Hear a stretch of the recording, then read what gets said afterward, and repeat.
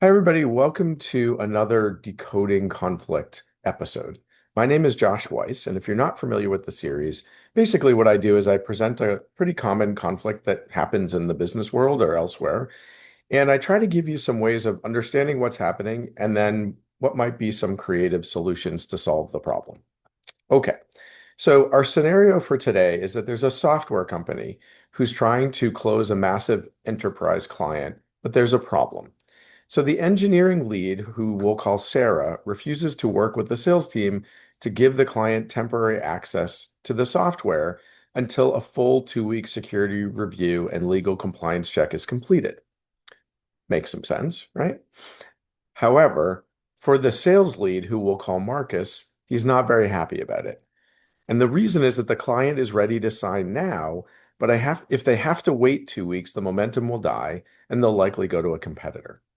So on the surface, this looks like a win-lose scenario, right? Either Marcus loses the sale or Sarah risks a massive data compliance breach. They're at a standstill. However, if we can understand why they need those things, why they're taking these specific positions, as we would call them, then we get a little bit of an opening that might help us with this kind of a problem.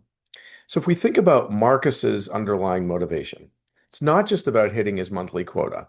What Marcus revealed is that the client's internal champion was taking a huge professional risk by putting and pushing for this software. Now, if the champion couldn't show to their boss a working proof of concept by Friday, the champion would lose face, pull the plug, and look elsewhere. So Marcus needed to protect his client champion's internal reputation. That's really what's important to him. Okay, now what about Sarah? So Sarah's underlying motivation isn't just rigid bureaucracy. She revealed that during the last quick setup for a client, a junior representative actually exposed user data, triggering an audit that required the team to work 80 hours to fix the problem. So Sarah needed to ensure absolute zero live user data was exposed to an unverified network. All right.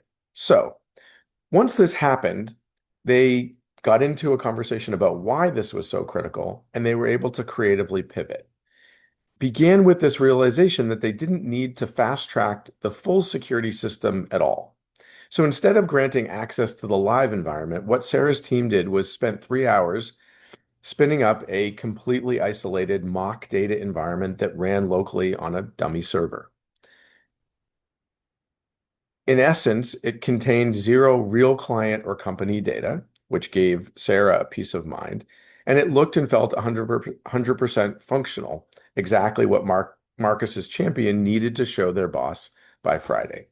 So in the end, the client saw the demo, the champion looked like a hero, the security perimeter remained untouched, and the full compliance review happened safely over the next 2 weeks while the contract was being signed.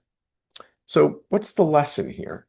Well, when people seem fundamentally opposed, they're usually just trying to protect different things. They take a position, right? Which is, I need this done. You can't have it done because of different reasons. But then they get down to what we would call underlying interests. And those underlying interests are to really understand why these things are so important. What are they protecting, etc. And once they figured that out, they were able to come up with a solution that met the different needs involved. Okay, well, hope that helps and gives you a little bit of a sense of how to handle a conflict productively. Tune in for the next one in the next couple of weeks.